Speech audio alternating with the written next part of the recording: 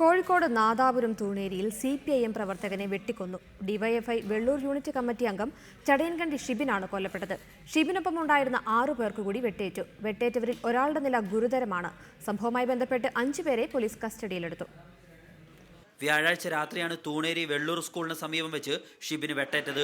കഴുത്തിനും നെഞ്ചിനും ഗുരുതരമായി പരിക്കേറ്റ ഷിബിനെ വടകര സഹകരണ ആശുപത്രിയിലും തുടർന്ന് കോഴിക്കോട് മെഡിക്കൽ കോളേജ് ആശുപത്രിയിലും എത്തിച്ചെങ്കിലും ജീവൻ രക്ഷിക്കാനായില്ല. ഷിബിനൊപ്പം ഉണ്ടായിരുന്ന മറ്റ് 6 പേർക്ക് കൂടി വെട്ടേറ്റു. രജിൽ, ലിനീഷ്, അഖിൽ, അനീഷ്, വിജേഷ്, രാജേഷ് എന്നിവർക്കാണ് വെട്ടേറ്റത്. ഇതിൽ 5 പേരെ കോഴിക്കോട് മെഡിക്കൽ കോളേജ് ആശുപത്രിയിൽ പ്രവേശിപ്പിച്ചു.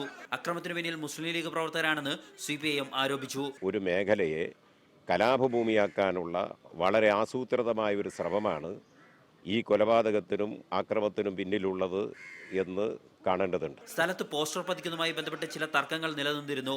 കൊലപാതകത്തിന് ഇതുമായി ബന്ധമുണ്ടോ എന്ന് പോലീസ് അന്വേഷിക്കുന്നുണ്ട്. അതേസമയം രാഷ്ട്രീയ സംഘർഷമല്ല നാദാപുരത്ത് നടന്നതെന്ന് EK വിജയൻ MLA പ്രതികരിച്ചു. ഇതിൽ പരിക്ക് പറ്റിയവരിൽ CPM പ്രവർത്തകരുണ്ട്, കോൺഗ്രസ് പ്രവർത്തകരുണ്ട്.